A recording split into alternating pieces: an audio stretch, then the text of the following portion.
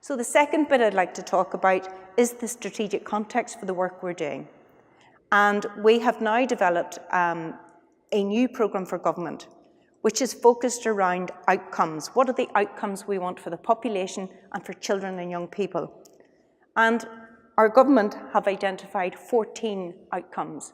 Now, this is really very important for us, because what it is saying is, irrespective of which government department and which policy you happen to be championing, you are all working toward 14 outcomes. They've consulted on these 14 outcomes. We now have a stall in our political process, but everybody has agreed that this is the only game in town.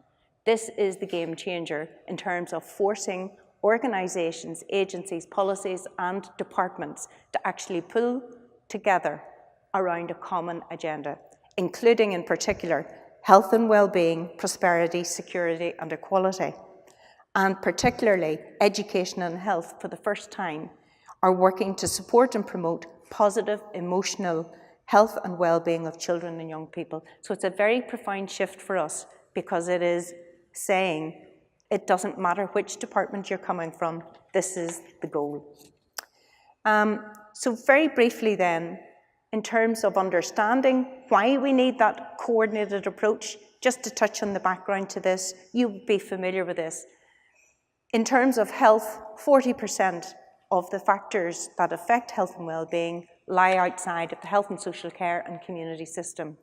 So that points you toward doing a much more integrated ecological approach.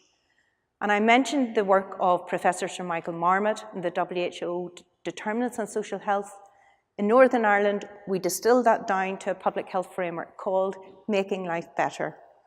And Making Life Better is very much about improving the universal services that Marmot has highlighted as being so fundamental, but within universalism, targeting then those that are at greater need. And you need to do both. And the vision and aims are translated into 6 themes. And we've been working across all 6 of these themes that will then, as I say, be reinforced through the programme for government. One of the things that is really important about this is that it is about addressing the conditions and determinants of health. Because if we only tamper around the edges with programmes, we may see changes, but they won't be sustainable over time.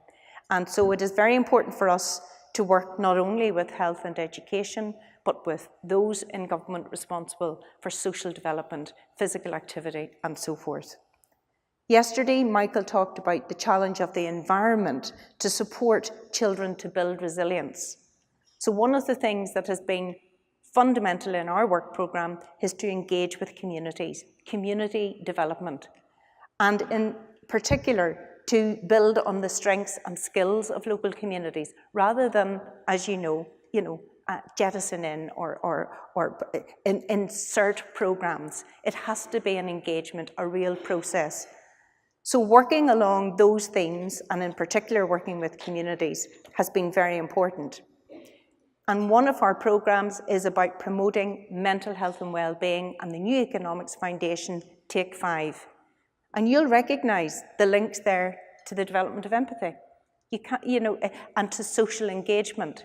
So the evidence is strong for this, and we've used Take 5 simply because in our part of the world, Take 5 applies to take 5 pieces of fresh fruit and vegetables for your physical well-being.